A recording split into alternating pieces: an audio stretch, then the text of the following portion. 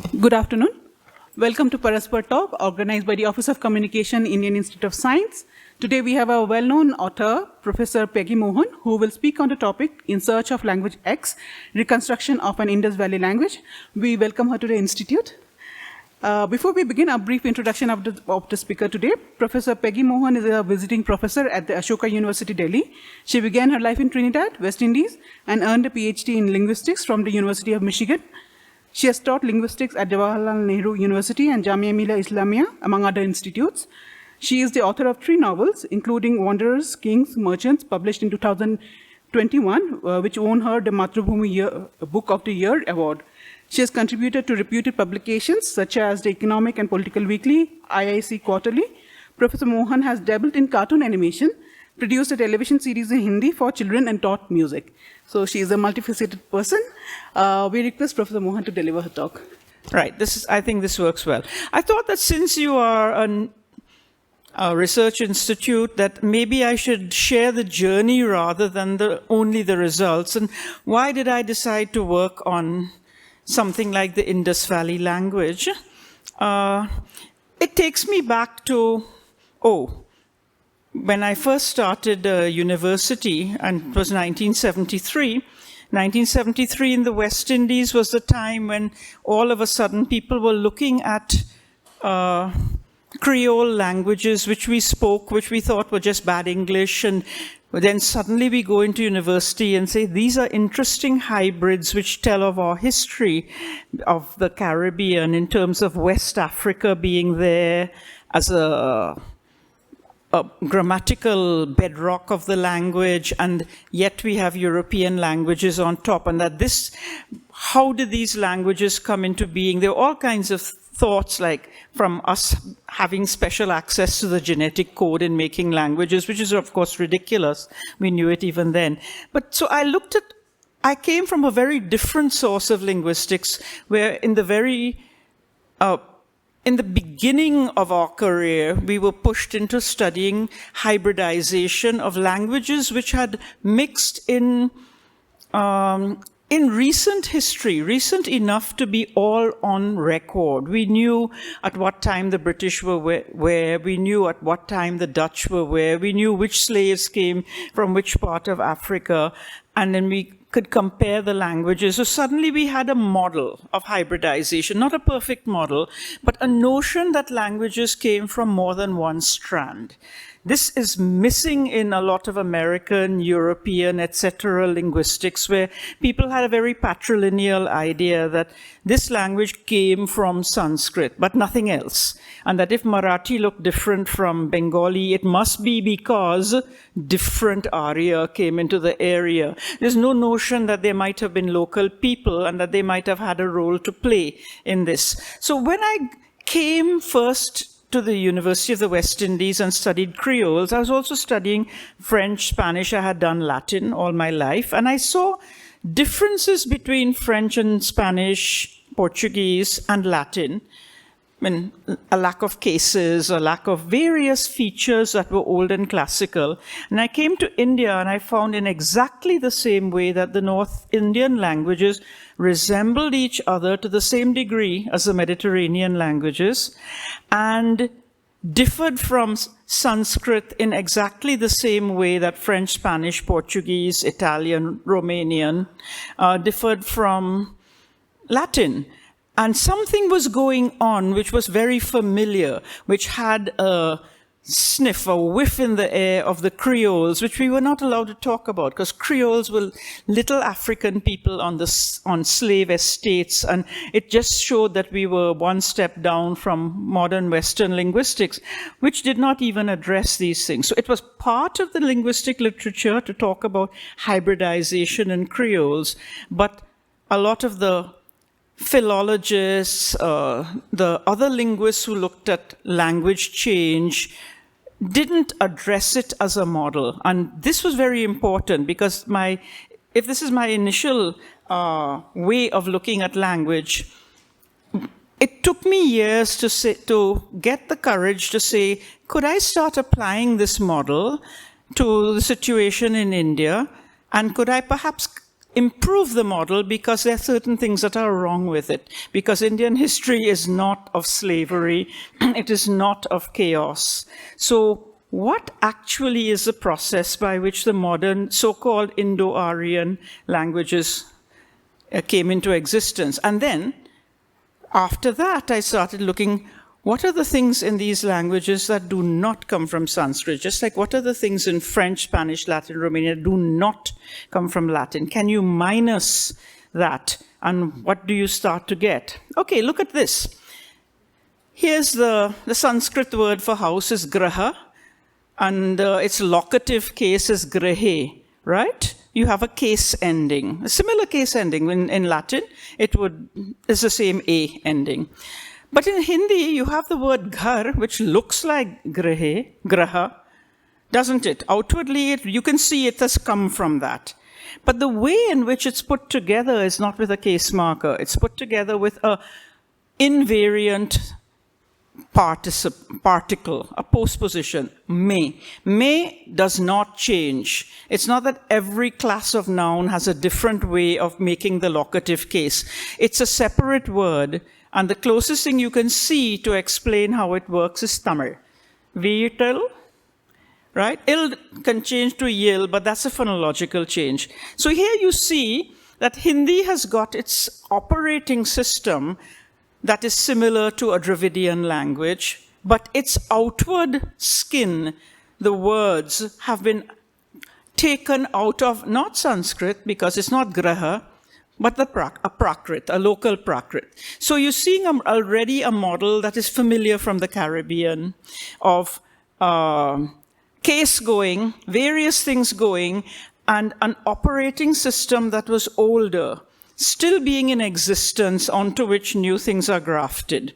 Of course, there's a long process. We will go through a bit of the process, how that happened. Now, there's another thing in Hindi. We keep saying that there's gender. Yes, and Sanskrit has gender. It's much the same gender. But look at this. Khadati. This is a one typo. I'm sorry. It's not khadati. It's khadati. He, she, or it eats. There's no gender at all. Sanskrit is full of complication, full of fancy morphology. It's paradigmatic. It's not similar to Dravidian morphology, because different classes of nouns, different classes of verbs behave differently. But one thing it does not have is gender in the verbs. And one thing that Dravidian languages do have, except for Malayalam, is gender in the verbs. You will have to tolerate my Tamil. Sapidaran. He eats, sapidara. She eats, sapidadu. It eats. Three genders, a little different from Sanskrit genders. They are semantically transparent. You cannot be a book and be female in Tamil. You have to have a uterus, ideally. And if a male is something to do with being male, and it is neuter, it's semantically transparent. Sanskrit's not like that. Look at Hindi. Hindi, if it's supposed to be an Indo-Aryan language from Sanskrit, look, khata hai, khati hai. And in various forms of Hindi, various forms of Urdu, it even goes as far as the Dravidian model in that I don't take a gender marker. Yeah, I take a person marker. You don't take a gender marker. It's only he, she that take gender markers. There's something older going on. Of course, I can explain to you how, I will as time goes on, that clearly something had to be done for khadati to turn into khata hai. Basically, a compromise had to be done in the time of the prakrits, with Hindi taking superficial vocabulary from the prakrits, which it said, we would like to do what we always did and have gender in verbs. How do we do it? And one of the ways is, well, you can have the verbs turn into nouns. So, khata hai, he's a khata. What is a khata? A person who eats. Khati hai, she's a khati, a lady khata. So khata is actually operating as a noun, and a noun can have gender. So they had to do something contorted, like turn verbs into nouns, to retrieve what felt intuitively right to these people in that Indus Valley area, that can we possibly have gender in verbs? And then, of course, in the past tense, we will go into that. That is a much bigger thing. I've put a little dragon on the slide so that you know. So let's see if we can see how this works. Here's an octopus. Dragon will come later. This is my porch. I made this myself because you can see it is meant to be walked on. It's a floor. If I ask you what it is, your intuitive answer will probably be it is an octopus. It's also a metaphor of Malayalam or Kannada, which is to say, the first thing that leaps out at you are the Sanskrit words, but by themselves, they have no status in keeping the floor in place. There are a lot of lighter colored stones, which are the older words, which were there before Sanskrit, but more important that you will simply not notice at all is that matrix, which is the cement. The cement is not of interest to you, but it is the cement that's holding the floor in place. The cement is the grammar. The old thing, that is why I say motherland, the bhumi, the bedrock below the language, which you cannot see. If I listen to Kannada, I will understand some of it because of the superficial Sanskrit words which I can recognize. But until I know the language better, I won't be able to see that there's also a bedrock which is familiar. It's the cement. That's what allows it to work as a language and not just as a few stones that can move and shift. Okay? So matrix also comes from a word that means mother. So the maternal layer, the bedrock. Okay, this is the Creole model that I told you about. Europe goes to Africa, collects slaves, take to the Caribbean, but that's not the whole story. What you tend to find is, how did they do this? And you have to have the process, because it's no longer adequate to just wave a wand and say they influenced each other. How did they? Okay, there's a process, and it's a process that's worked again in India. Europeans go to some places in Africa. Who do they meet? They meet two kinds of people. These are men who go from Europe, so they want to have a presence there, they marry. So they marry, and marry means have children. Other thing that they have are certain African men who are somewhat elite, educated, curious. They learn the language of the new migrants, the set of who have come. And so the first step in it is a prakrit formation. A prakrit formation is ideally pretty much the same as the European languages, with a little local accent and a few features that are local, but that don't violate the rules of grammar. Similarly, let us go to the Vedic entry into the Indus Valley. That just is just for explaining the model. We will go back to the Indus Valley later. So here come the Vedic men. They are men. The geneticists have confirmed it was a male-driven migration. Very few cases of a female descent line tracing back to the Pontic Caspian steppe. So if it was male, you have who meets them first? Well, again, the same thing. And we've seen it again happening on the Konkan coast. It happens everywhere. You have women that they marry, or they will go extinct because men don't have children by themselves. And the second is elite, fairly educated local men. It's impossible to imagine that there will not be people who will approach new migrants and say, we want to learn your language because we can also function as your interpreters. So again, the prakrit phase, where they learn essentially Sanskrit. If you look at any prakrit, no matter how much it seems to vary from Sanskrit, when you look at the grammar, it's Sanskrit grammar. It's mostly sound changes. New sandhis added, Dravidian sandhis, like Aum Agnimirle Purohitam, Sanskrit, Aum Agnimirle Purohidam, Dam. That's the Dravidian Sanskrit. In between vowels, the becomes the. So you know straight away that person is speaking Prakrit. But it's so minor a difference that if it weren't for the fact that Sanskrit was so oral or orally preserved, you wouldn't notice it, that these people are. If you were writing it on a research paper, it would not show. when we write in our Indian English on research papers, nobody says, hey, this is Prakrit English, but it is, because we're not focusing on how you sound. We're focusing on whether you're writing according to the conventions of English, and you are. So here, but the important thing on this is you have a model where that is the first phase. If you look at history, and we have to do that too, the languages that came up, the Creole languages of the Caribbean, did not come up immediately, because the initial contact was small numbers of slaves, and if you are not really yet big into slavery, who do you get? You get the natural migrants, you get men. Men are taken across, they live, they die on small plantations, they meet the masters, they meet poor white people, and they essentially keep speaking their Prakrit English, or their Prakrit Dutch, or Prakrit French. And similarly, the Prakrit persists for such a long time in the relationship between the Vedic migrants and their increasingly locally mixed children that perhaps they speak Prakrit a certain amount of their lives and almost don't notice. It's just the same way we slip increasingly into Indian English when we are not being scrutinized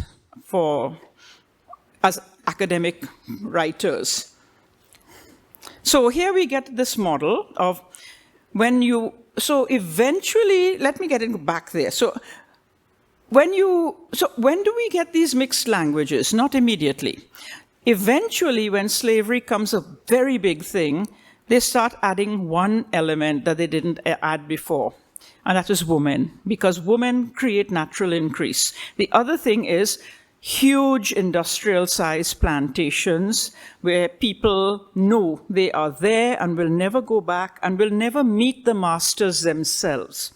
Now, you put that into the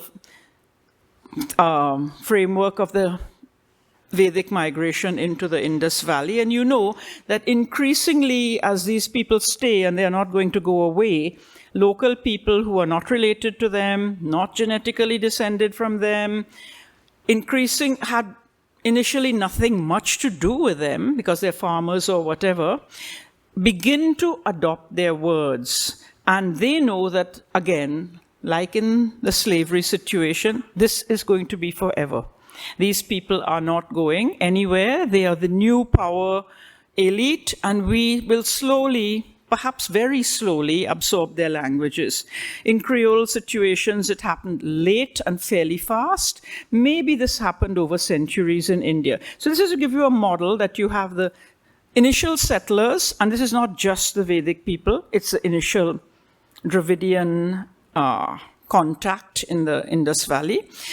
So you have initially the settlers from outside, you have the prakrits growing up around them, and much, much later come the people who are not directly in contact, who use their old operating systems onto which they graft words. So you get the ghar mein instead of grihe, but they are not saying vitil.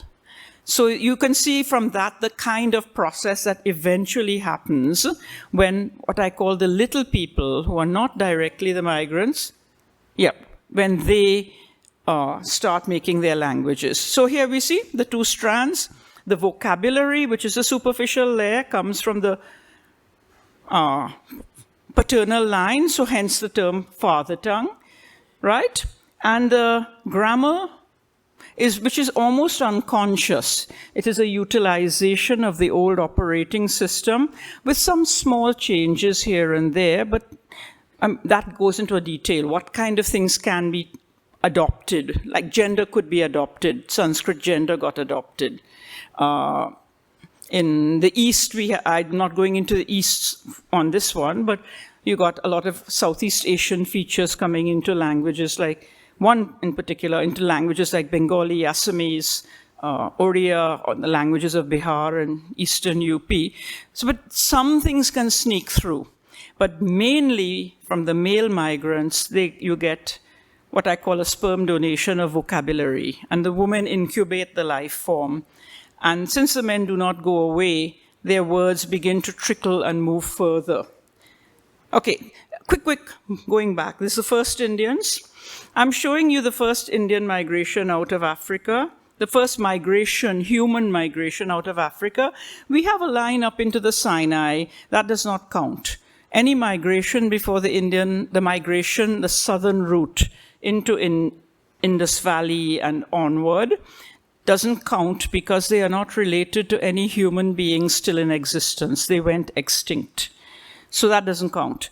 However, 70,000 years ago, during an ice age, where the sea levels were lower, there was a possibility of crossing at this time. This has been determined by genetics. We don't have even archaeology to support it. It's purely on genetic information that they calculated a rough date which coincides with an ice age.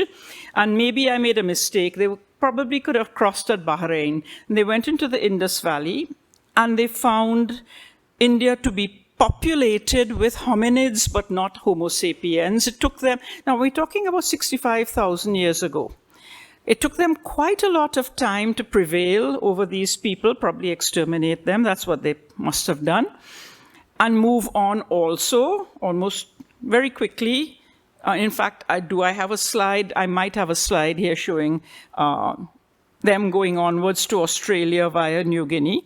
So you're getting a sense of the time depths. When we say 70,000 years ago, the important thing about this slide is the word woman.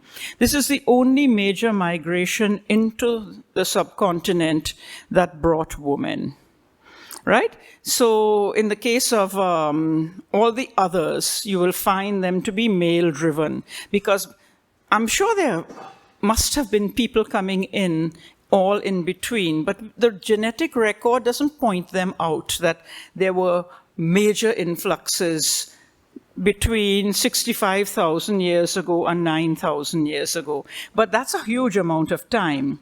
But the real milestone, the first milestone comes after that at 9,000 years ago, which is the second major migration, which created what we call the Dravidian people. We have no way, except a little genetics and definitely linguistics, of trying to determine what is meant by Dravidian, partly because this is not a community that exists outside of South Asia. So my assumption is that since the people who came from the Zagros Mountains and brought farming into the Indus Valley were almost all men, there was a fusion with already resident first Indian woman. So there we're talking of a hybrid community of men who needed to move. We'll discuss that in a second, but the men who moved from the Zagros Mountains, who did what farmers are not expected to do, leave their land and move. Partly, I assume, well, the next slide I'll discuss that, but they moved and found probably a reasonable amount of space, because when farming has not come up yet, you have available land. And for a bunch of migrants who are interested in farming, that's great. And they probably also could not get wives in their old lands, because when you have a surge in population and a surge in food supply and a level of development going up, hierarchy comes in, and you probably find that women are not less available to random young men. They have an incentive to move. So here, why do they move? Quick, I went to Masai Mara. This is from the net. I took pictures, but not so close together. You will meet these groups of Thompson gazelles who are all male. And all male and young. That's exactly what we were thinking of. They seem to be in a single herd, not a single female, not a single old male. What are they? And our guide said this is called a bachelor herd. Now, I didn't understand that till the next 5 minutes later. I saw a herd of these same animals, no horns, all female except for two. One was an alpha male, huge, long horns, quite stocky, big. and one little version of this on the edge of the group, and our guide said he's about to be driven out of the group. So you're getting a sense that young men are pushed into migration because they are declared surplus. That something about a particular model of development treats them as surplus, and the only thing they can do then is move. And if there is space in the world, they will migrate. If there's no space, like Japanese, they become hikikomori and they stay in their homes forever, and they off themselves, so to speak. But basically, there's something that drives migration in men and not in women, because women will be kept by the alpha male. Women will be kept by Vritra in the Rig Veda. So you have the sense that migration has a gender differential to it. So you get migrant fathers here, local mothers, yeah? And let me keep going. This is my favorite little creature. It's called, my daughter calls it a tiramisu bear. You see this again with, you don't mind, the first 15 slides are setting the model. After that, I go into the details. So here we have grizzly bears in northern Canada moving north because they wake up at the wrong time because of climate change. They wake up during the polar bear mating season and they move north and encounter female polar bears who should be on ice floes but aren't because where are the ice floes? They mate and they create this new animal called, I call it a tiramisu bear. It has other names. There's only one way you can get this animal. There is no way a male polar bear can migrate south because he can't walk on barren ground because the soles of his feet have fur. So he can run on ice. I mean, if you wear Inuit boots with fur at the bottom, you can run on ice. You don't need cleats. But you can't use them on ground like this. The slightest bit of dust would cause, it would just erode it. So you know the male polar bear can't go. But did the female grizzly go? No, because females don't migrate. So now you have a notion of migration as something more than just a quirk that happened in South Asia. It's something about the way male, female, and societies are constructed that almost all the migrant groups into India and within India, until very recently, have been the men. And they have met women, which is why, if you look at the genetics of Indians, if you look through the mtDNA line, the mitochondrial DNA, you will find that people's ancestry goes back like, ooh, where does it end? No sense. There has been no migration into India except the first. That's what it looks like. It was a big shock to historians when they heard these first stories that nobody came to India but the first. And then a year or two later, the Y-DNA studies came out, and all the milestones were exactly there. When did the Vedic men come? When did the first people from the Zagros Mountains come? Dates were coming against them. And we found that they matched the dates that we expected for other reasons. Sometimes we've discovered new things like migrations from Southeast Asia into the East, which matched the dates when rice was hybridized and people acquired Y-DNA from Southeast Asia. This is a linguistics talk, by the way, sorry. So here's the model. When you have, let's say, I'm going to show it to you on a Sanskrit thing, so because it's visible to you. If I were to talk to you about ancient Dravidians in the Indus Valley, we have no reference points. Okay, so you have people speaking the Indus Valley languages initially, and here comes Sanskrit. Sanskrit gives way quickly to prakrits. I put them in the same color because they are so close that you would have to be a bit of a snob to say that Sanskrit and prakrit are not from the same stream. Then comes the part that we don't know much about, but has to have happened. We've seen it happen in other parts of India, other tribal areas like Jharkhand, Chhattisgarh, is that the tribal languages begin to adopt vocabulary from, not Sanskrit, Sanskrit's out of their range, prakrits, local prakrits. So as they do this, what begins to happen is slowly hybrid languages take shape with a bedrock that is old, operating system from old first Indian languages, or Indus Valley languages, and a top skin of just words from the other one. What is interesting is that when this happens, and when they finally get recognized, this is, in this case, the 12th century, we find that the Prakrit languages vanish because there's been a political change. The sultanates are here from Central Asia. The Prakrits are gone, and the regimes they represented, and so are the Indus Valley languages. So when these hybrids come into existence based on Indus Valley languages and vocabulary from Prakrits, both the Indus Valley languages and the Prakrits themselves disappear. And we are left only with the modern, and I see it in inverted commas, Indo-Aryan languages, because I don't believe they are solely Indo-Aryan. I've already told you that they have a bedrock of Indus Valley languages. So here's where I say, if I know this as the model, and I can identify the features that are from Sanskrit and the ones that are not in the modern languages, I can work backwards and try to abstract what was there before. I'm not working on Indus Valley seals. I never work on writing. So if I can abstract backwards, let me see where I was going to go with this. Okay, so we are trying to get something from minusing the Sanskrit, and in the process,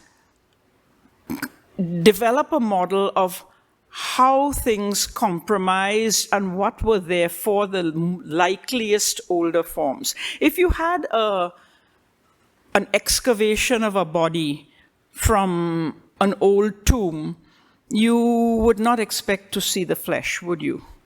You would see the bones. So I am not going to find the flesh. The flesh is the words. That's the thing that got replaced in order to make the modern Indo-Aryan languages. And that's what we don't want. We want to see what was there, the bones. And the bones of the Indus Valley languages, I would submit to you, are those features in modern languages that have persisted but do not come from Sanskrit or the Prakrits.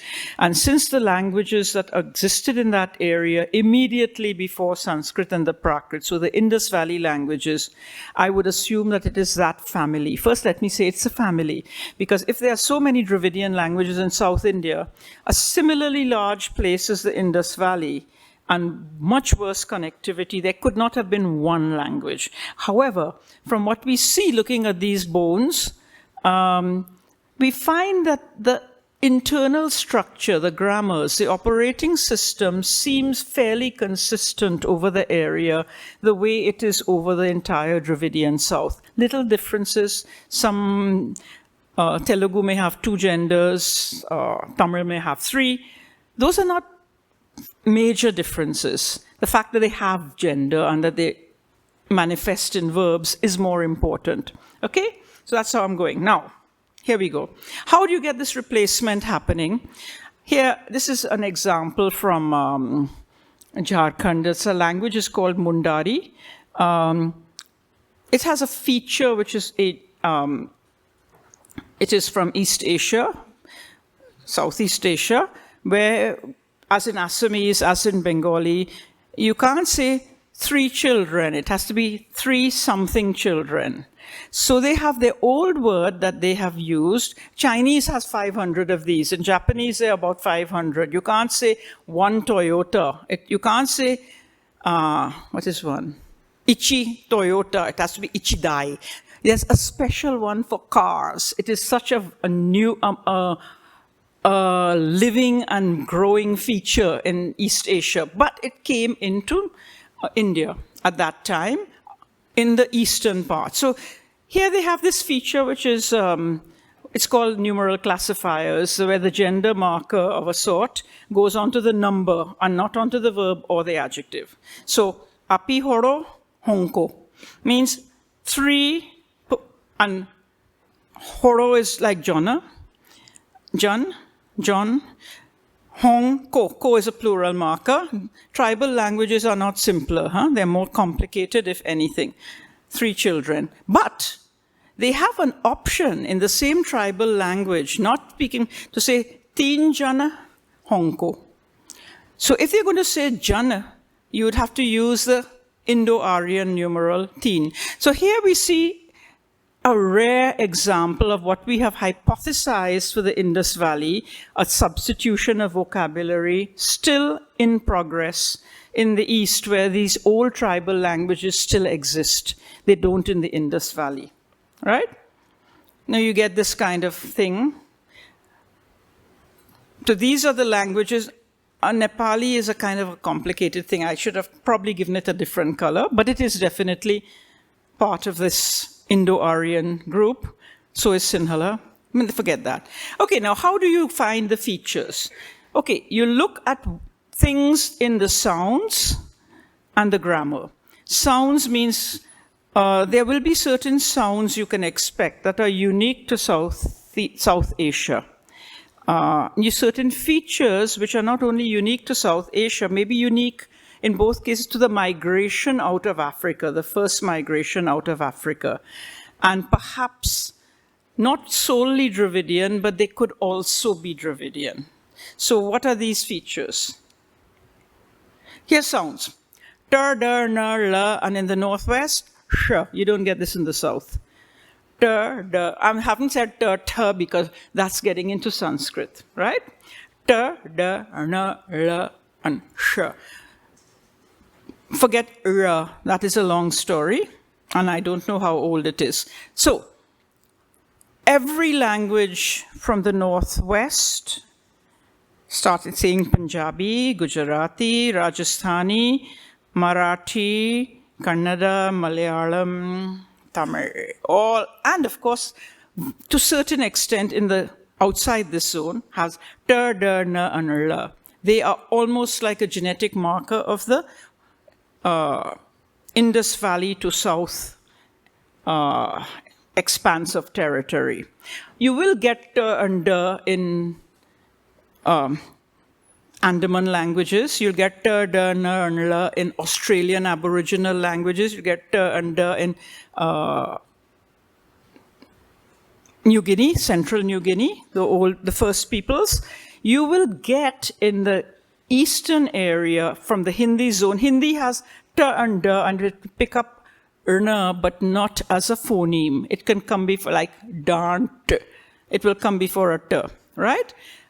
Sh is in Sindhi, it's in Pashto, it's in some of the languages of the higher Karakorams. So you have another thing that's come up, ra. Ra is in the tribal languages, it's in Hindi, it's not in the Indus Valley, except Urdu has come in. By the way, Urdu is not a Pakistani language. It was born in Delhi in around the 12th century. It has been taken to Pakistan, which is why it doesn't have specifically Indus Valley features. It has Hindi belt features, okay? I happen to be the grandmother of identical twins, and I can tell you that from the time they split, they are on a different course, but they're genetically identical. So Hindi and Urdu are on different trajectories, but they're genetically identical if you search them out, the grammatical features and major sound features. Okay, here's the other one, aspiration. Let's not go into details of the top line, the bottom line. Here are sounds gha, jha, dha, dha, bha, which are extremely difficult for South Indians to pronounce. And guess what? People of the Indus Valley. There's no Indus Valley language. As I said, we're not talking about Urdu. No Indus Valley language has these sounds. Punjabis may say they have a slot for it, but they don't pronounce it as a gha. They don't say ghar, it says kar, kar. It's basically a ka with a tone. And because it is an avoidance of an unpalatable sound for them. So here you already see, well, this is it. Let's not go, you know what is t and th, right? I don't have, here is the expanse of a difference between th and t and the and d. The entire India, and these little white spots, 100 years back, they also had it. Andamans, and of course going to in Australia. So this is a feature that we know is older than Sanskrit, definitely, because it was very unmanifested, not much in the Rig Veda. And it got increased, you see it a lot in Prakrit. You look at Prakrit, you see an avoidance of bha, dha, jha. You know, like bhavati becomes hoti. They actually don't even keep the b at all. It becomes, they hear the ha. And so you have in Pali, bhavati becomes hoti. Abhinaya is ahinaya. So you have this avoidance. And so you're getting already a notion of a South Asian feature. Here's retroflexion. You notice Assam doesn't have it. That's a little complicated to explain. Take a longer story. Here's the ter. Punjabi has a sardinar. Come on. If you listened and you didn't know what it meant, couldn't it be Malayalam? Yeah, sardinar. The double d is, okay, Sindhi has a sh but doesn't seem to have a la. Balochi is moving towards Iranian. Pashto has a na also. The ra is recent. Basically, what we're trying to say is that Sanskrit only has two of them, and it took a long time to get them. So Sanskrit living in the Indus Valley didn't have all the features of the modern Indus Valley languages. So clearly they did not come from Sanskrit. And my professor of Sanskrit did a long paper on explaining how and in what process and over what time period they entered Rig Vedic recitation, that he assumes they were not there at the time of the entry of the Vedic people. Oh, here's my slide. You see this, all the dark orange and brown is where you get ter, der, na, and la, and you get it all the way to Australia, and you get it a bit in Ethiopia in some of the tribes. So you see the whole arc of migration and the places where we know that population has been removed. Punjabi, ka, kha, ga, ka. So you see nowhere is there ka, gha, dha, jha, right. So that's sound. We're done with sound. Oh, somehow this is picked up in the Indian part of the north. That will take a long study to say why. Here's something called a calque. When we have a Prakrit or a Creole, what we get is sentences that sound as though they were thought in one language and said in another. So, it is with me only sounds like something we've all said, except it's not English. It's not wrong English. That's very important. It's not violating any rules, but it is an avoidance of the verb to have, which does not exist in any Indian language. And in case you feel bad, it doesn't exist in Russian either. Okay? So to avoid using have, it is with me and this only comes, which you see a lot more in Dakkhini. But this one does not violate rules, but you can have violation. Look at Dakkhini. Anyone knows Telugu? You don't have to know Telugu to see from the way I lined it up that Dakkhini is straight built onto a bedrock of Telugu grammar. And you see it with longer sentences. I asked the person who said it. I mean, this is a relative clause. This key thing that looks very northern is actually a calque for the O. Ewaru, anaru, O. You know, and that O kind of breaks the sentence, and then Vardni, Adugu. Do I pronounce right? Okay. However, if you look at Urdu from the north, the sentence is completely the opposite direction. Usko pucho jisne ye kaha. The usko is not in the second half of the sentence, it's the first half. So here you see a case of a language that is built onto a frame of an earlier language. Here you see that Dakkhini, as spoken by the people who moved into the area and in the wake of sultanates, they basically adopted quite a lot of features that were South Indian, but the top layer sounds very northern. That is calking. So I'll use Dakkhini as a good example because it'll explain to you. There's one, what are the features? This is the second feature, the most important feature if we're reconstructing the Indus Valley languages. What was there that is not there in the South now? And that is something called ergativity. And I need to I put a little dragon there to tell you it is a little toxic. It's a little difficult until you get the hang of it. I'll tell you a joke in Dakkhini and you will get it. Apparently a northern man went and spoke to a Hyderabadi man and he said, "Aapne namaz padhi? Aapne namaz padhi? Did you padho your namaz? Did you do your namaz?" And of course, padhi sounds feminine. It is feminine because namaz is feminine. But namaz is the object of the sentence, isn't it? It's a thing that's done. Think like a normal South Indian or a Bengali would say that, or English speaker is rubbish. Why is the verb agreeing with the object? But it does in the North. He actually said to the fellow, "Tu padi ki nai ke, apun to pad liya." So aap namaz padhe, he should have said. He should not have turned the sentence around so the verb agrees with the object.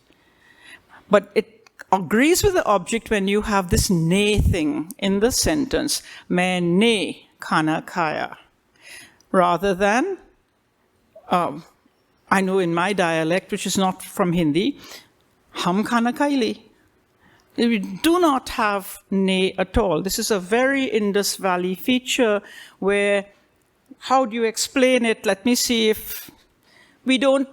The difference between Northern Dravidian and Southern Dravidian, Proto-Dravidian and Modern Dravidian, is we did not have a notion that sentences had subjects. A sentence has objects and it has agents. An agent means by me, the cat, see. By me, the cat will see. By me, the cat saw. This is how in some parts of, in fact, the very far north of Hunza, you will still get this kind of formation. You do not say I, it's by me.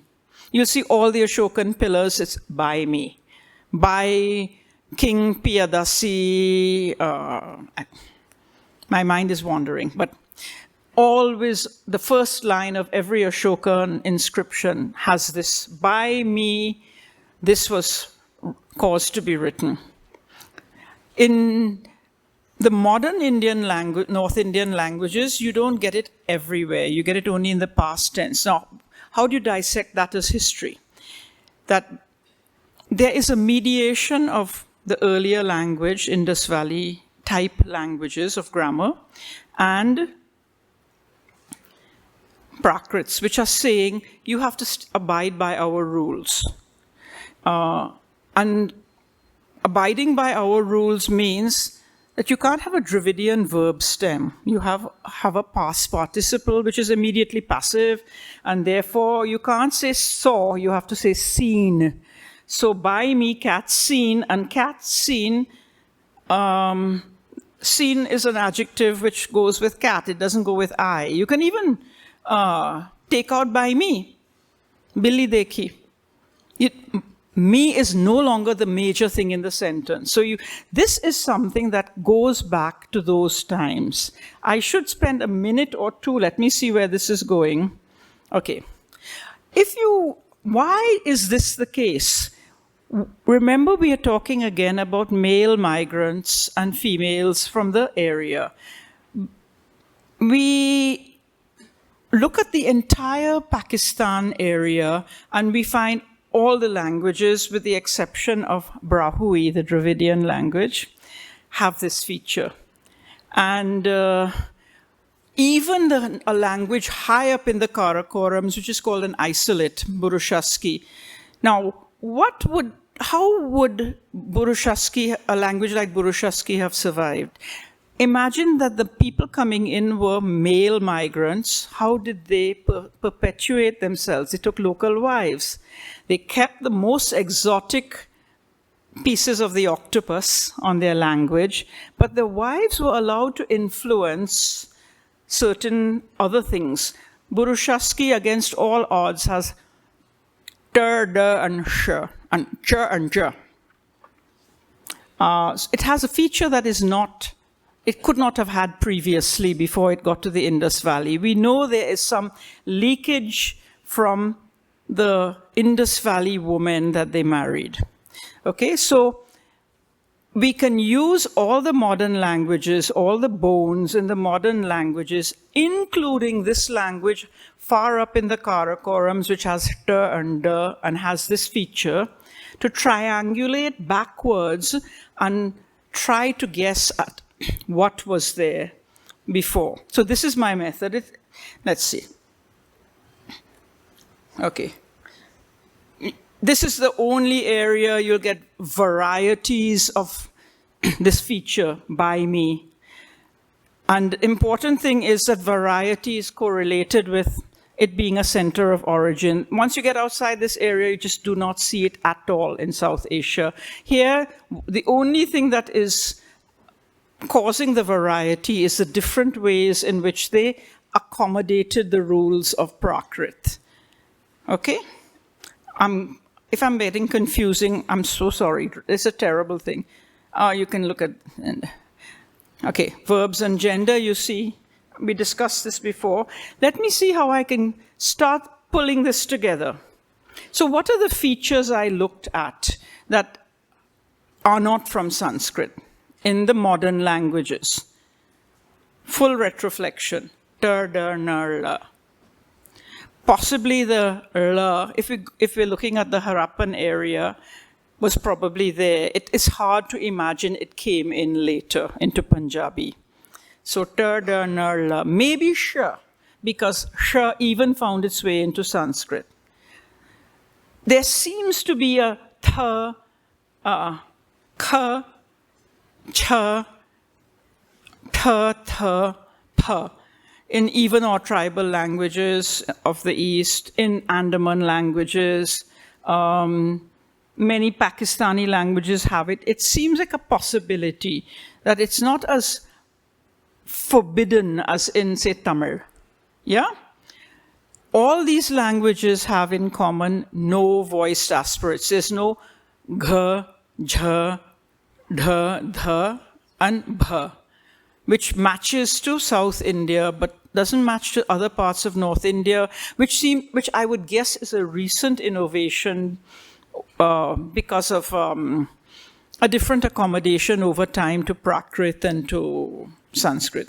But full ergativity. I put this yellow because ergativity does not exist in the South. It's the one feature that of the hypothetical language X, which is missing from the South. Gender agreement with verbs, yes, straight. I put that big red for no voiced aspirates.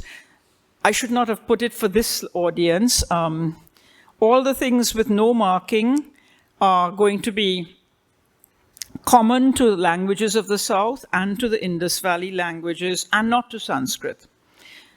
Gender marking with verbs, object marking, that the object needs to be put on the verbs. Now, that's not South, but it is a very old feature of the entire northern area, including Jharkhand, Chhattisgarh. Postpositions rather than cases, ghar mein, that's another feature. It's also in tribal languages of India, not only Dravidian languages. All these blue ones are the things I did not get a chance to decide. Do we have all the sadde, nar, is a tendency, a sandhi, a favored way of constructing words in Dravidian? I can't say yes. Does it have subordinate clauses like Dakkhini, which are the opposite of how they would be in Sanskrit? Or I don't know. But these you have to raise it as a question at least, to put it on the table. Compound verbs. I can't explain this in the South, but anyone from the North, hua and hogia are not the same thing. You know, that if you, kaya and kalia. If you say kalia, you've eaten it up, you've eaten all of it. Kaya means you ate it, but I ate it, but maybe I didn't finish it. I ate it, or I didn't eat it, you would have to say nahi kaya. But you wouldn't say nahi kaliya, except in a very rare situation of I'm making a contradiction. This is a strange thing that does not exist in Sanskrit. What I cannot prove is that it is old enough to be Indus Valley. But it is all over India, definitely in the tribes of the north. And I believe if more research were done in the south, we would find this kind of feature. There's evidence of it in Malayalam, Tamil. Postpositions, we have it. Oh, sorry, Dakkhini is from honorifics. Let's say that Tamil has ni, ningar, and tangar. That's not in Sanskrit. Hindi has tu to manap. What is interesting to me is I cannot prove that this is old, because just look at the word ni and ningar. One is just the plural of the other. That almost speaks of a recent thing. And Tangar, you meet enough Tamilians who live outside of the south and never went to school there, not really familiar with this concept too much. And the fact that all the third level honorifics in Hindi, Bengali, Assamese, Marathi look alike, and all the ones in the south look alike, there's a sense that it's not very old. So I have to put it in blue because it's possible that this is a recent thing, although why should it be? It certainly didn't come into Sanskrit. It came in a very funny way, but definitely not with the pronouns. When you say copula, do you have sentences in Indus Valley language which delete the verb to be, the way they do in South India? Do you have a preference for saying things as a noun? That's one thing I'm fairly certain of, that in Sanskrit is a very verby language, and that's not Indian. Indians like to say, mujhe pasand hai, and I like it. Like is a noun. To me, like is. So where possible, we would prefer to use a noun, and you see it in Indian English. The advent of Diwali poses a problem. Not, I'm worried because Diwali is coming. There is a tendency to construct in all our languages going into Iran, these things in the form of nouns rather than verbs, keeping a low list of verbs, low inventory of verbs. Dravidian vowels, adu.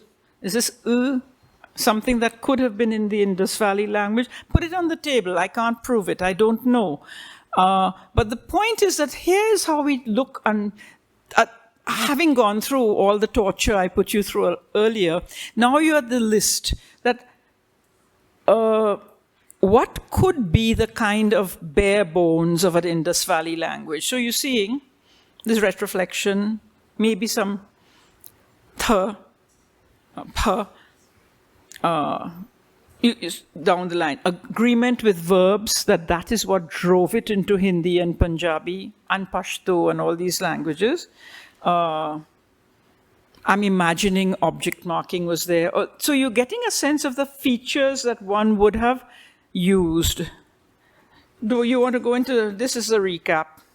So language X would have the full ergativity, by, me, cat, C. And C has a marker for cat and a marker for me. South Indian, we're going to get to this now. Southern Indian, Dravidian languages now don't have this feature. Dakkhini doesn't have this feature. The first Indian tribal languages that existed before the Dravidians made their way south, did not have it either. So you have a motivation for why it was not adopted by the first migrants who went south. Dakkhini. Dakkhini is a wonderful thing to bear in mind as you try to imagine the journey from the Indus Valley south of the young men. What was gained, what was lost, what was preserved? And this is one thing that is not in Dakkhini. This is one thing that is not in the modern South Indian languages.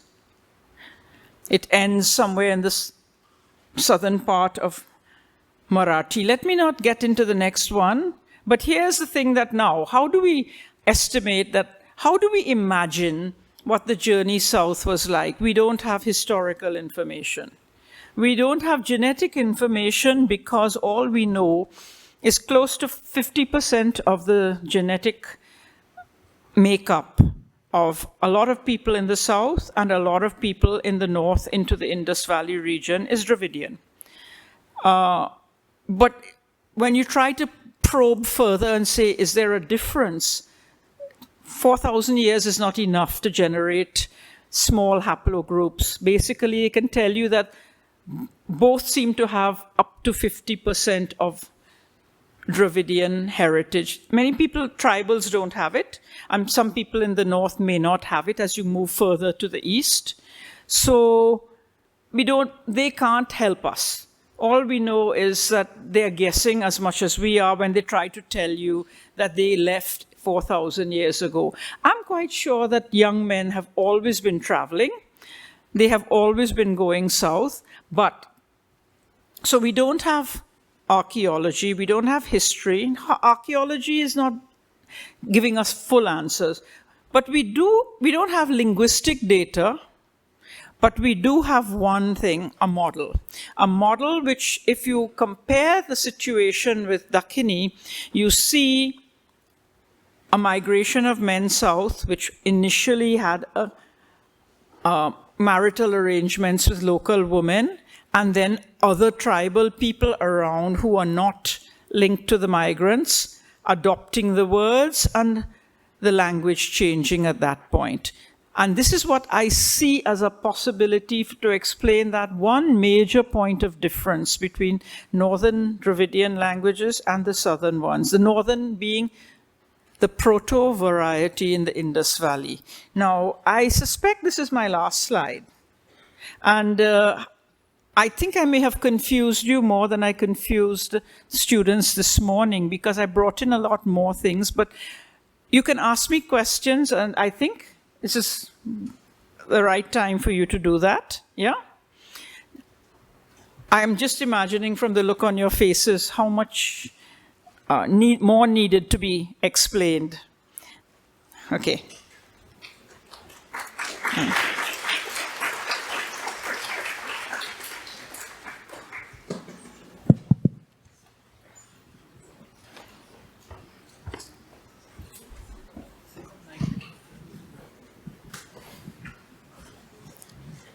Okay. Just raise your hand, I'll come. Hi.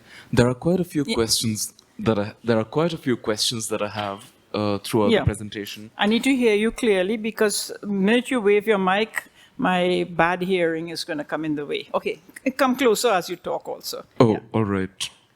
So, I'm a little confused by the use of the term prakrit, French, or prakrit. You use that term in the earlier slides. Yeah. And Creole, from what I understand, the Oxford Dictionary definition of Creole is a cross between the European languages and the languages of the slaves.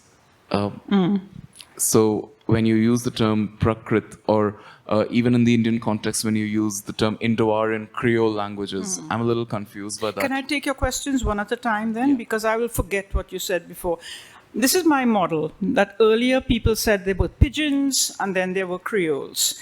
And when we look into history, there were no pidgins and there were no chaotic situations on the early estates at all. What I'm trying to say is prakrit is not simply a term used in India, nor is Creole a term only used in the West Indies. If it's a model, the model should be independent of specific situations. So Prakrit would be that first variety, contact variety, where somebody has picked up essentially everything of the new language that came in with a few localisms. Not sufficient to grammatically make it different, but you can tell from the accent and things like that. A Creole, there's a term that some Creolists are getting upset about, which is basically that Creole is bonded to being only an estate thing and only in the Caribbean and only Africans and Europeans. But if it is a model, it should be a model of a particular kind of fusion which is applicable wherever such situations have prevailed. It's like it's in Hawaii, it's there too. The point is that there's cases where Creole languages come up, like in the Deccan, where you see a substratum that is not linked to the language that gave this the vocabulary, the lexifier language. So I'm trying to take that model away from just the estates and Hawaii, which is not part of the Caribbean, or Mauritius, which is not part of the Caribbean, and use it in a more general sense in places like Europe and India, where you see again that division between the substratum layer being older and maternal, and the vocabulary layer being just like a cortex on the very top of an operating system that's not transparent to it. I can't do much better than that. What have you not understood in this? So just correct me if my understanding is wrong. You're using the terms prakrit or like prakrit something, like prakrit French, or Indo-Aryan, Creole something. You're just using these as templates, like as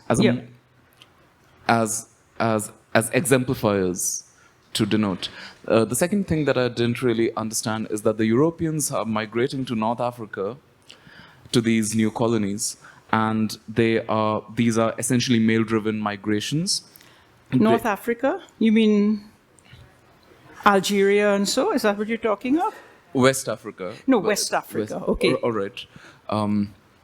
And they are marrying the women there. And then there are also people in West Africa, Northwest Africa, that are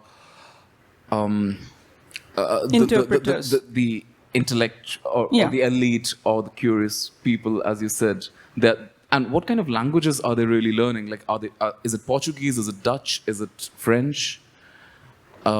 And then you also made a point about them migrating to the Caribbeans. And the slaves being trafficked to the Caribbean. And that's different. Right. And you made a point about the poor white people. Okay, let me explain that. Pause on that. There are certain places where there were a lot of poor whites, and they never changed. Even if the estates became bigger and industrial scale, there were always poor whites in the area. Two such places, Cuba, which never developed a Creole, and the US, which did not develop a Creole, except in the islands of South Carolina and Louisiana, but that was brought in to some extent from Haiti, but already in existence. So the US will not get a Creole because there are other options. Why would somebody make up a new language if there was a socially available language like poor white English, which gets... So you don't have grammatical features of Creole and Black English in the US. You have a different dialect, definitely, but it's not a Creole. It doesn't have African features, specifically African features. So I'm using this trying to... Africans, when they write about this phenomenon, they don't use the word prakrit, but they call them varieties. Varieties of English or Dutch or Portuguese or French. I'm using the word prakrit because in the Indian context, it brings in the idea of what was the first contact with migrants. Is Indian English a prakrit variety?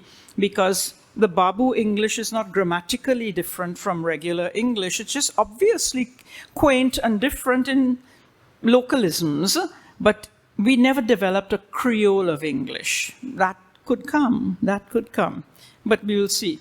Maybe it's happening with the English that is beginning to enter the space. The story is not over yet.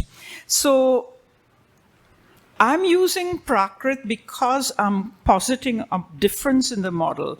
We did not have pigeons. Pigeons are a male phenomenon, temporary migrations to work on board ships and then return home, to go and visit trading outposts and then return home. So the man never really relinquished his identity as his original home identity. His children were the children he left behind when he went. The wife was the wife he left behind.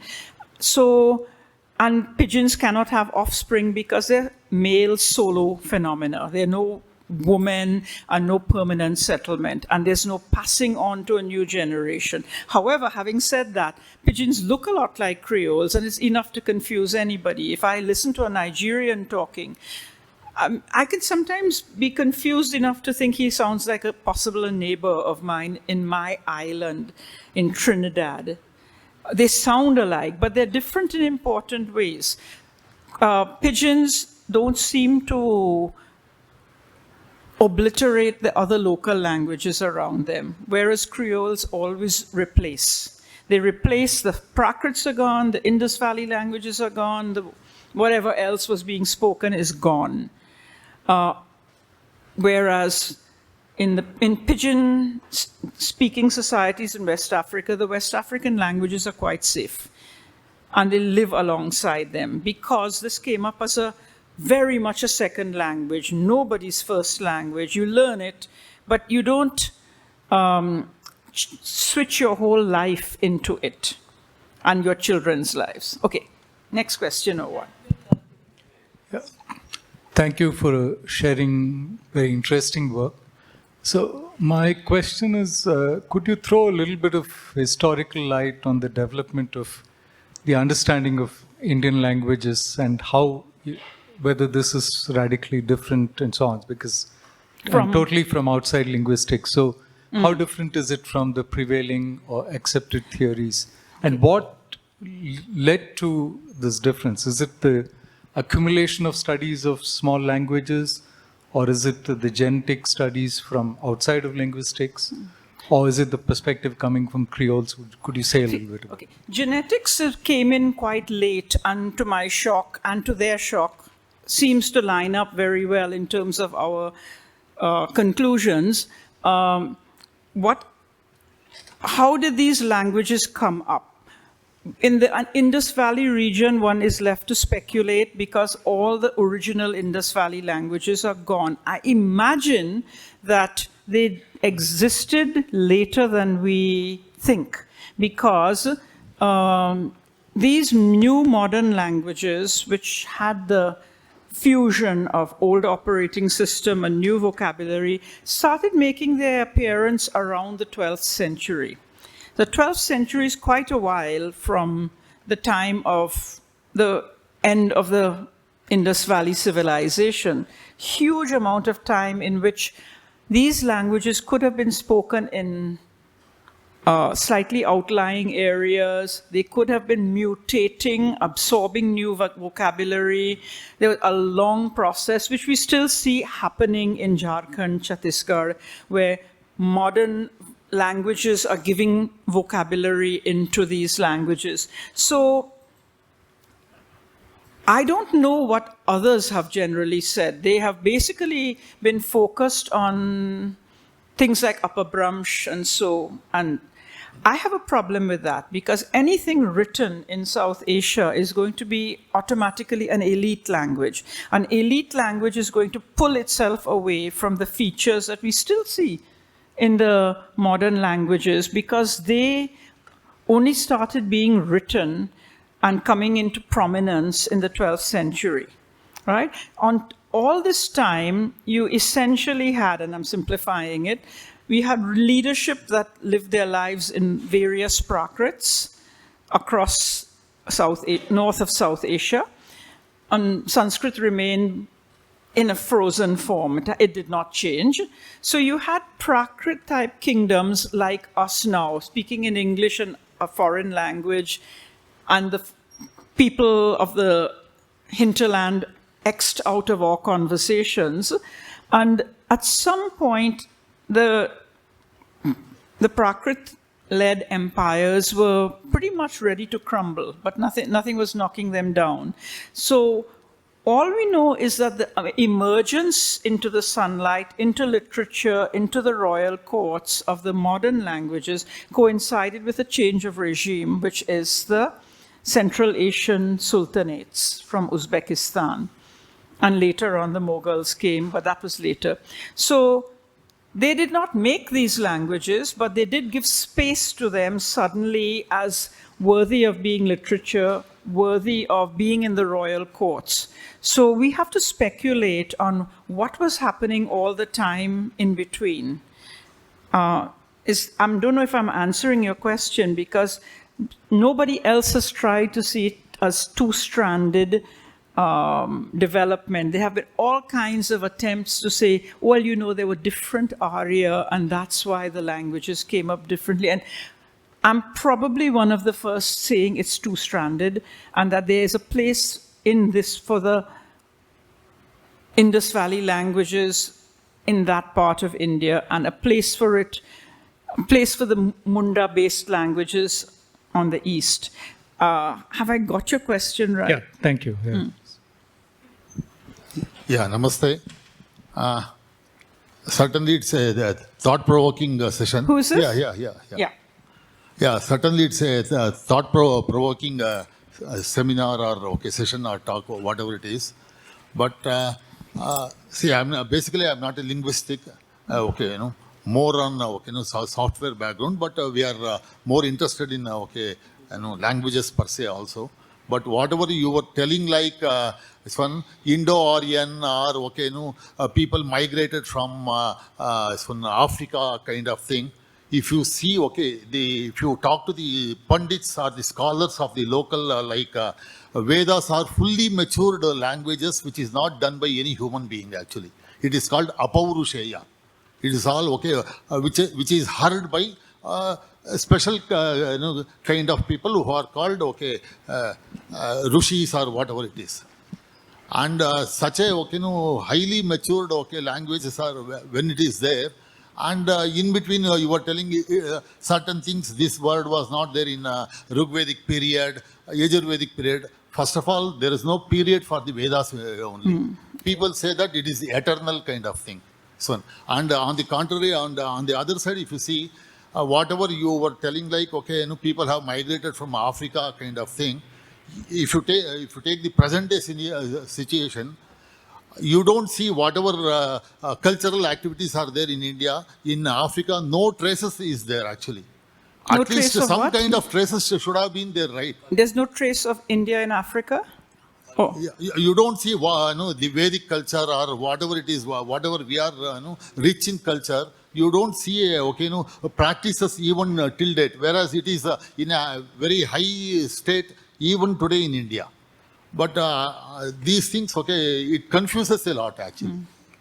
See, I'm constrained by what genetics tells us about humans having come from Africa at a particular time and evolved at one time. And one more thing, whatever you were taking the examples of prakrits, probably the words usage by the ordinary people, they might have used it, we don't know the reason why they use that word. Yeah.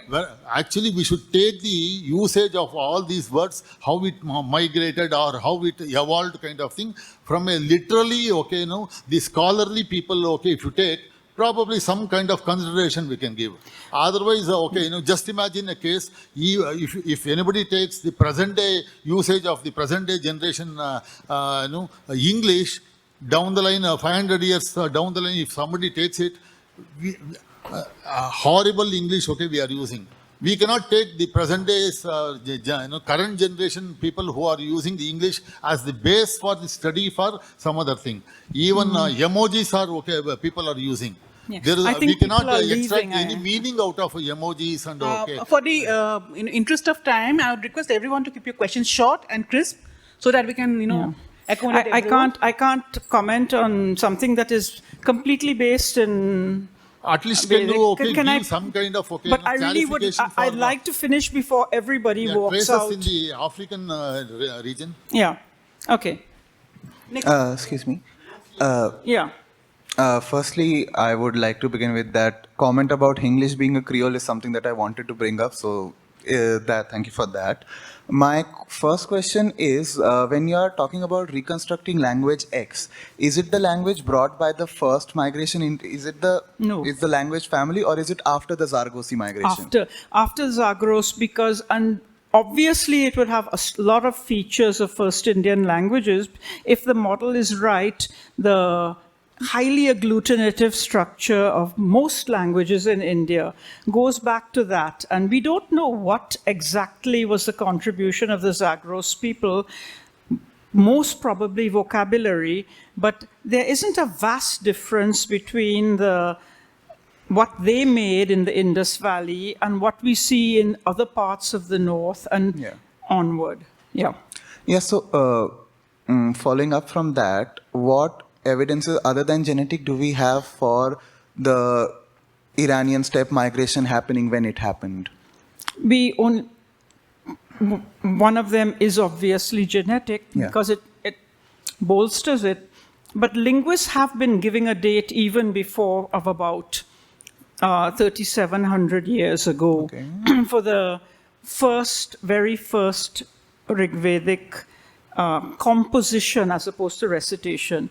So 3,500, 37, I would say closer to 37, not 4,000 because... No, I'm not talking about the Rig Vedas at all. They are, those are the steppe languages. I'm talking about the Iranian migration into the 7,000-year-old That's migration. only genetic because we have no other. We have some archaeological things in Mehergarh which show their construction of their homes, but the dating of it has come from genetics. Cool.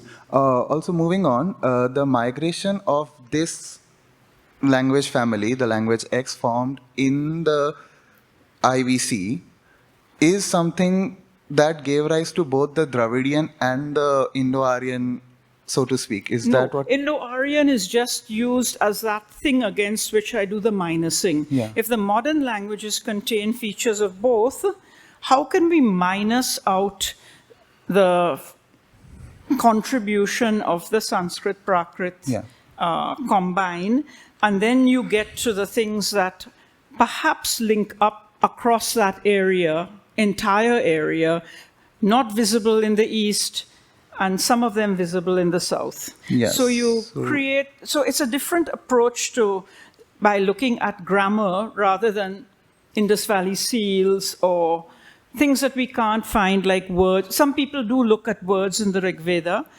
that they assume to be not of Sanskrit origin and where did they come from. And there's a lot of speculation on that. But this, I think, gives a different kind of look that if it has a two-stranded thing and there's a bedrock, and we can see the bedrock to some extent, it's not a completed thing. There's much more that can be done.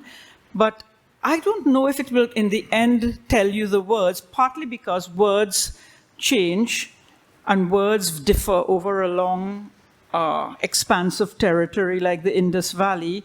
But it would be possible to reconstruct very hypothetically based on what we see of South Indian languages from similarities, like in pronouns, like in the numbers, and certain verbs which are common to, you can start putting these onto the frames of grammar and trying to look at what could have been the language. But you will never be complete because the nouns will not be there and a number of other features, which in any case are the most changeable thing in any language.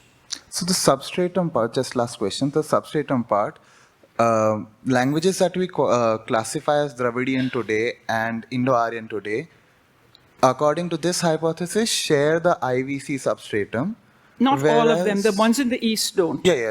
Not those, but they share the IVC substratum. The Indo-Aryan languages have seen a greater patrilineal descent of the Indo-European ones and from Sanskrit. The vocabulary source is different in both. And that was of very great importance to old linguists and philologists. So if they saw that words in the south of Exactly, India. the reconstruction of PIE, right? Yeah. The reconstruction of PIE, how that worked.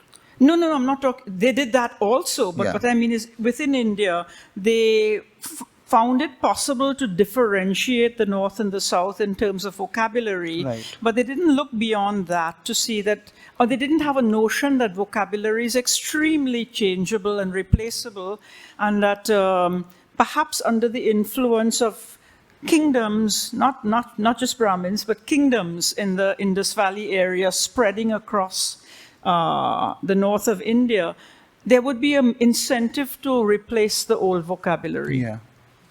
Cool.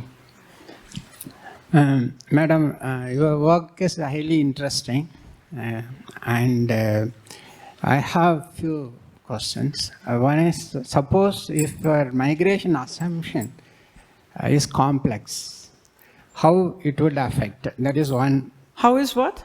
If your assumption on migration pattern, you have assumed male only migrating and impacting on the language. Suppose if it is complex, both male and female have migrated, what would be, just as a case. And another thing is, I am doing as amateur triangular studies connecting Tamil, Sumerian and Indus. And there is a particular phrase, Siddhim Gal. It means chief architect or builder that has got GAL, Gal, to honorify. I'm not understanding you. I think you have mentioned, yeah.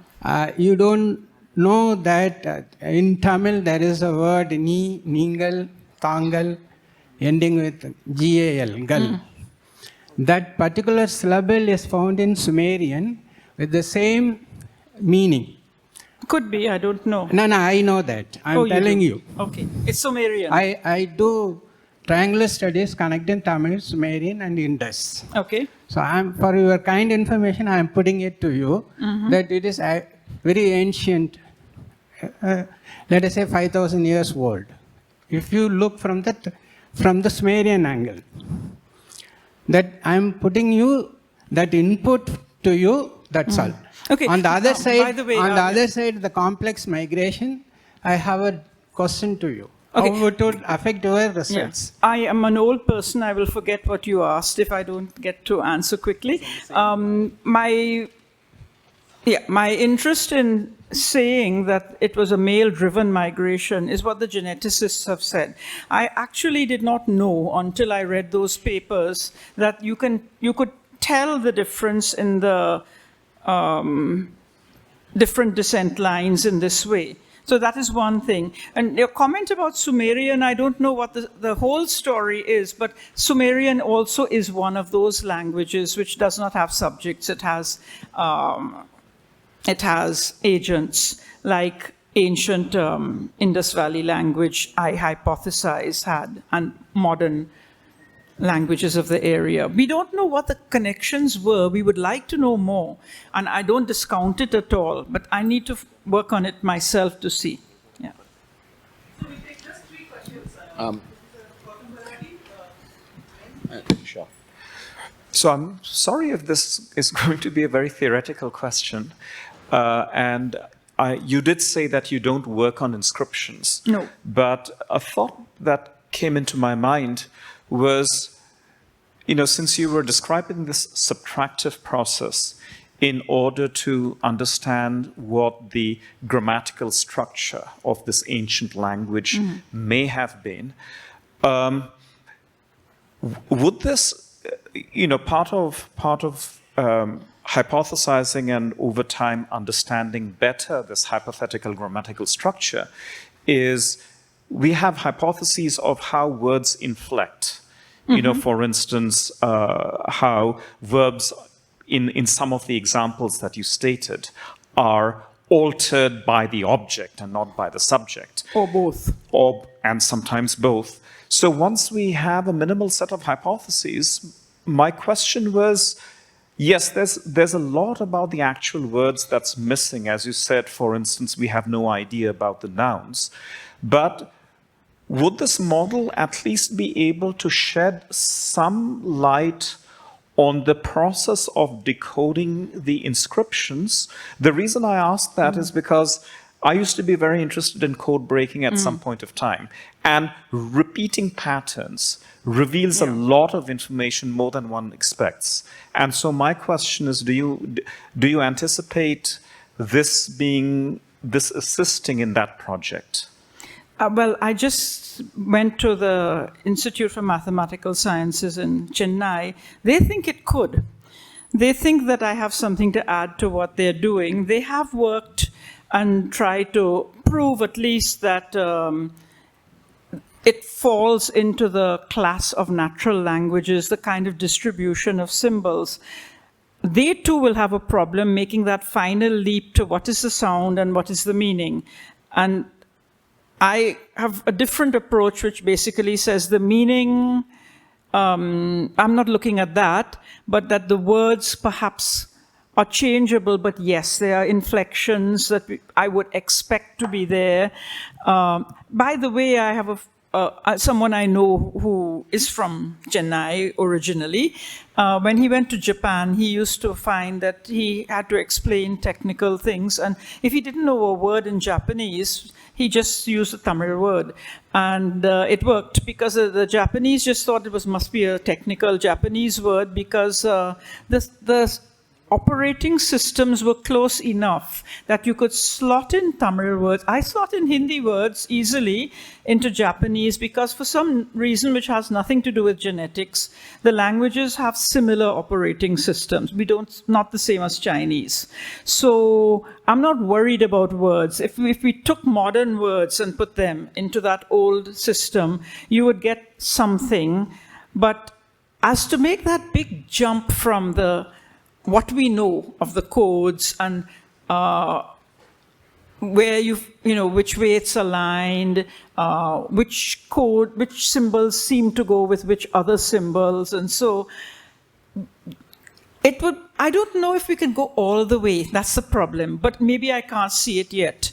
But we don't, as I said, we don't have a Rosetta Stone. We don't have the situation like in the East where some of the old languages are actually still in existence. There is a Dravidian language there, and nobody's asked me this question yet, but I have some doubts as to whether it is a relic of those times or a modern tribal Dravidian language that made its way there. So it's just one of the others that we put into the pile to shuffle, but I'm not very convinced that it is the Indus Valley language. I think it's much more related to the northern Dravidian tribal languages. But as to how this can work together, they seem to have some feeling that I can play a role.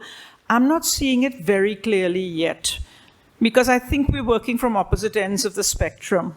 One thing I would wish they would add is, who are these people who must have made the seals? Why did they make the seals? What were they trying to convey? Why in such brevity? These kinds of questions have to be asked as well as whether the code appears to be something like a natural language. Because what would a society like the Indus Valley, which is very concerned with exactness, concerned with economy, etc., in a way that subsequently India wasn't until the Buddhist era, what would they want to capture? What would they want to put down in stone and not memorize as literature? So all these kinds of questions are ways of approaching it. Ma'am, thanks. I'm imagining some people say maybe they are licenses. I do know one thing, that the kind of people who made the seals were probably in some way linked to the jewelers, goldsmiths who worked with similar tools. I come from a family like that, so that's my instinct to say that every boy in our family had to make something looking like, it's a taviz, but it has the size and the look of an Indus Valley seal, and it is something that is part of the training process of a young goldsmith. And so who were these people, and what was the importance of gold? What was the importance of various metals? What were the kind of transactions being done? What needed to be recorded? All of these have to be taken into it, because when we find that writing really started later on in India, it was mostly mercantile. Yes. Yeah. In fact, inscriptions, I mean, there could be an extremely rich literary tradition that's completely oral, and it may never have occurred to Yes. anyone in that civilization to use the art of writing Yeah. for the purposes of literature. Right. The art of writing may have seemed axiomatic to them to use it for a very different purpose. Yes, that's exactly what I think, yeah. Thanks.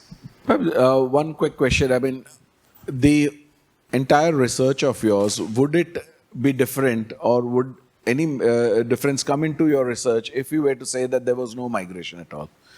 If there was no Aryan invasion theory, would it make a difference to your research at all? The reason I ask that question is very simple.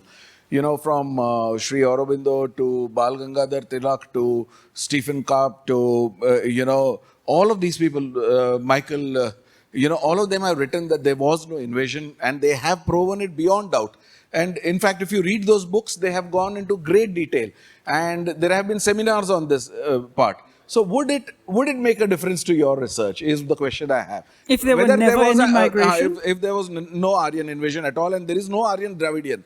I am convinced about it, but that is not the topic of today, so I will not talk about it. But Yeah. in your whole research, if there is no Aryan invasion, what would happen to your research? Then I think I'll leave it to you to do the rest of the work, because I would not have any kind of idea of how to explain things in any other way that people will always hear.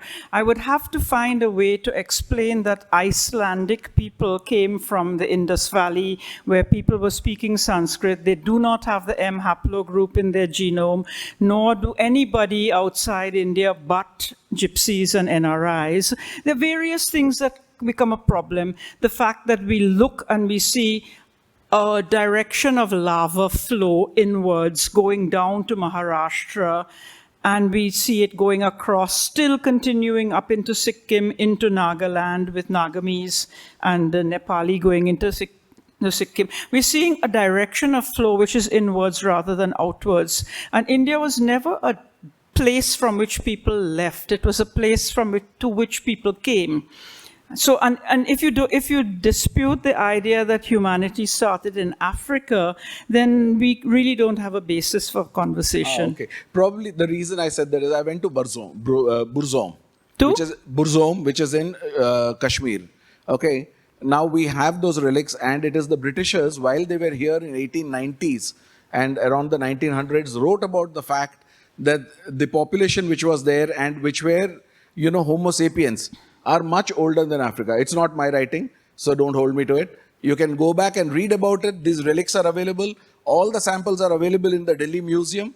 You can go and study all of that. And there is a whole theory. That is why Bal Gangadhar Tilak wrote a book called the Arctic Home in the Vedas. So these are theory. I mean, these are out there, scientifically proven. So I was just wondering if I need to know that they're scientifically proven, because I haven't I've not understood like I said, them. if you go to Burzom, you will find those relics, and they have been brought to Delhi, and they were not brought by Indians. So probably you can trust more, because No, I if can't. that is Why it would was I the trust Britishers, more? So because everything else they have said we are trusting. That's why I put it out there. Well, a lot of the geneticists who have done the work that I refer to are Indians. There are Indians in various places in the US, in parts of India as well. So, I don't know.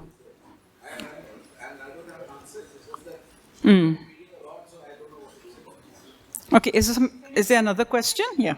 Okay. Thanks for your talk. My question is really basic. If you're not tracking writing, I mean, if you're not decoding writing, how are you able to date the various, linguistic changes and things like that? How are you able to assign various, dates to these things? That is something I didn't. Yeah, It might be too basic a question. And the second question is, I expected The more questions you ask, the more Sorry. I'll forget. Can I just finish this first? Sure. Writing goes back maximum 4,000 years, and it's elite. if we are looking at features that are old and not linked to new centers of power, they will not be elite. Even in the North, there was no writing being used for an awfully long time. And when later on into the medieval era, yes, there was writing, it was always elite. So the elite bypassed and did not preserve some of the things that I'm talking about. But we do have models that allow us to look and correlate with certain times of entry of different people and features in languages. That this particular thing, for example, in Manu's era, there was no honorifics in Sanskrit. In the Vedic eras, you do not see that gods are spoken of in the plural. They're spoken of in the normal singular.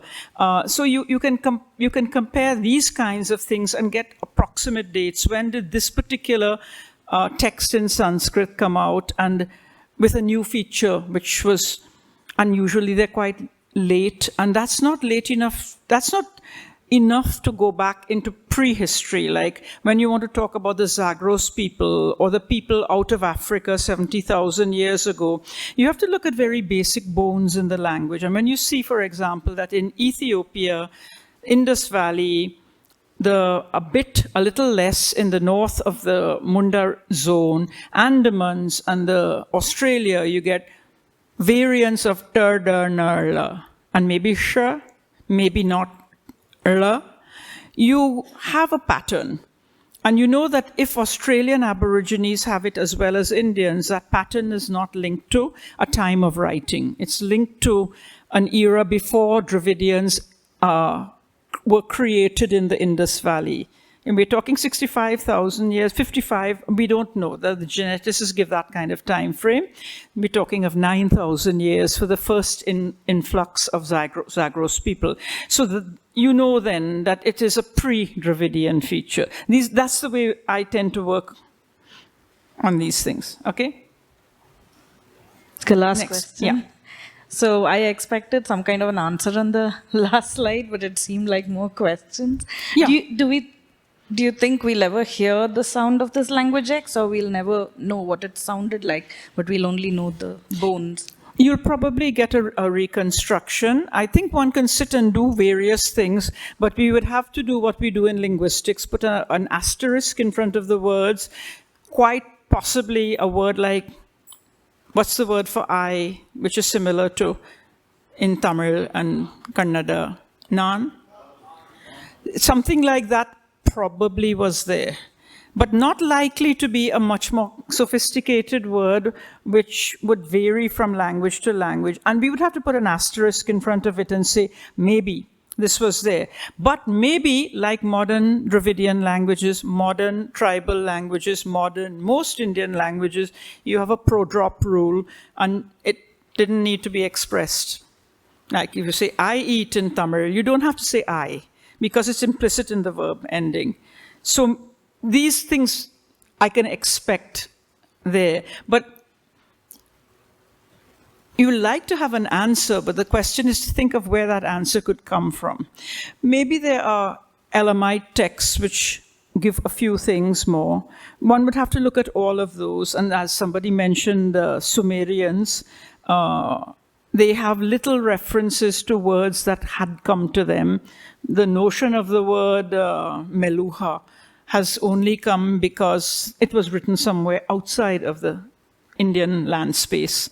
But let's see how far one can go. But we may have to make do with a reconstruction. No, only one word. Aya has been the word that I had most common interest. Goldie, Sumerian, and Tamil. Aya, grandfather. It would be wonderful if it were like that, and I wish we could. Thank you, find everyone. So this has been a very vibrant discussion, and it has generated so much of interest in a science and technology institute like us. We would like to gift you a small token of our gratitude. Thank you so much, and we hope you'll visit our institute more in future. Thank you. My colleague, Sandeep Menon, would like to give a... So please join us for tea outside. Thank you.